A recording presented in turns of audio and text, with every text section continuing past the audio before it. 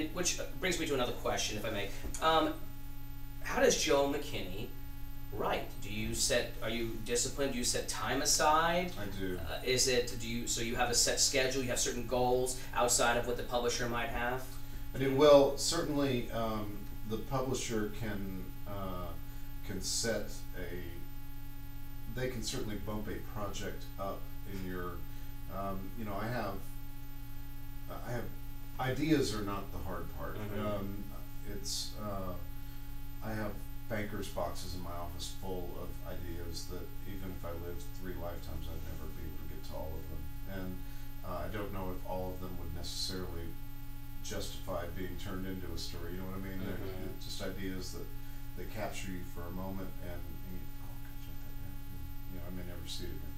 But I write from about I get up at about 4. I write from 4 to about 6:15, sometimes 6:30, depending on how things are going. And then it's time to get the kids up, get them ready for school, and go off to work myself.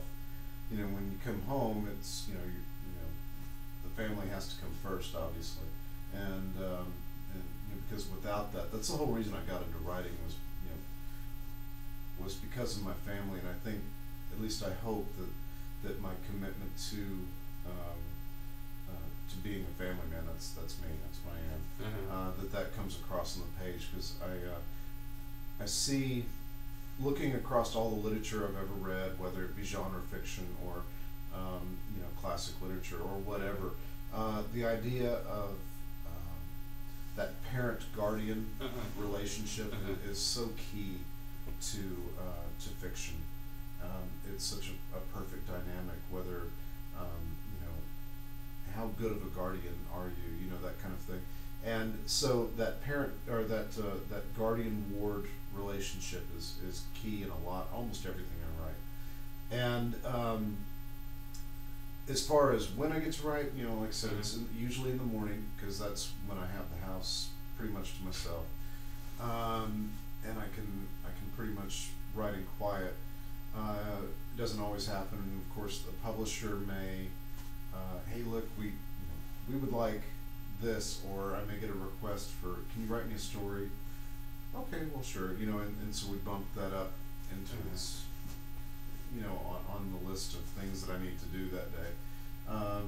Along with already working a 8 or 12-hour shift, or yeah, a lot of what I do these days is not shift work. I used to do shift work, of course, when I was a patrolman.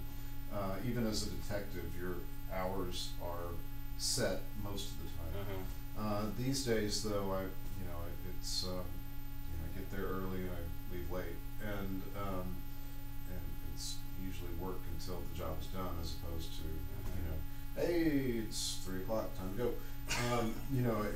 That doesn't usually happen anymore. So that must be nice that you're this far in your career, but it's become comfortable, and it takes away some of that stress element of, I'm under pressure, under my deadline. How am I going to squeeze? How am I going to balance family and writing and career? Well, I've certainly been blessed and with some modest success, and it has taken some of the pressure off.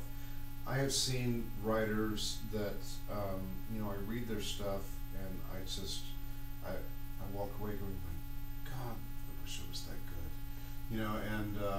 and yet they haven't gotten mass market deals, and I think to myself, God, there's just no justice in the world, because these guys blow me away. I mean, I'm not even close to your level, and yet here I am cranking out a mass market every couple of months, and you're sitting there, writing, your heart out for very little,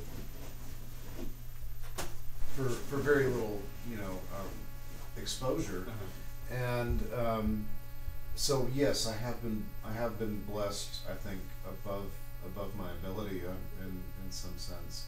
I try. I think I write a story that people like to read, and that I show them a good time. But I'm no Dostoevsky or anything like that, but there are writers out there who are tremendously talented, and I just start getting the exposure that they deserve, and so yeah, I feel fortunate.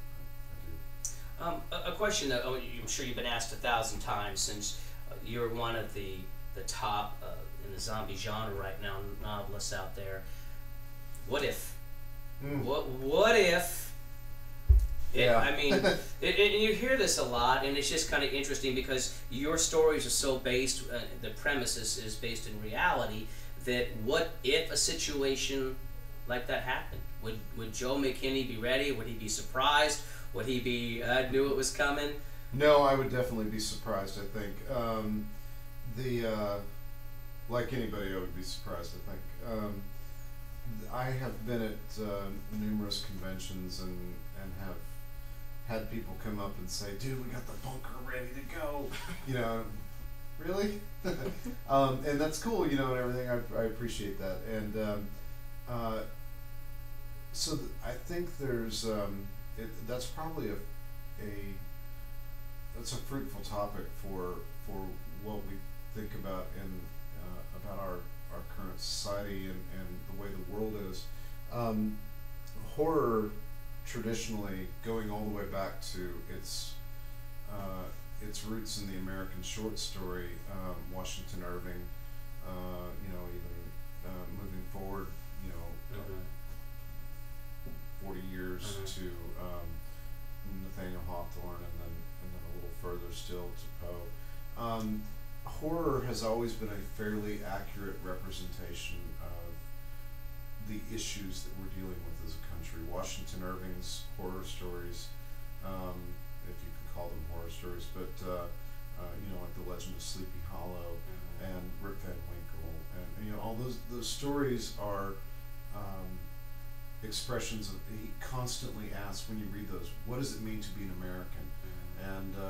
And so I think that is the contribution of the American side of horror, is that struggling with identity that I don't think you see in the cozy ghost stories of the Victorian and Edwardian English writers. Americans have always struggled with their identity and their connection to their past or lack thereof, and so yeah, zombies, I think, are telling. So in that sense, horror has always been a good barometer of what we are feeling, and I think zombies are a pretty good expression of some of the frustrations and concerns and fears that we have of a world that's just spiraling out of control, and that certainly seems more frightening every day you turn on the news. There's you know, we see these riots, we see revolutions, we see wars that you know, are blurry, I think, sometimes in what our objectives are. We see so many issues that for us as Americans don't always make sense, and it's certainly not to me, and certainly not, I don't think, to everyone, and to everyone else. And so zombies are, I think, a good reflection of that, and the fact that people are asking themselves, God, am I ready for, you know, and even if it's half joking, you know, I mean, there's that perhaps, I think, is giving us a window on ourselves. And so no, I don't think I would be ready for a real zombie apocalypse. I think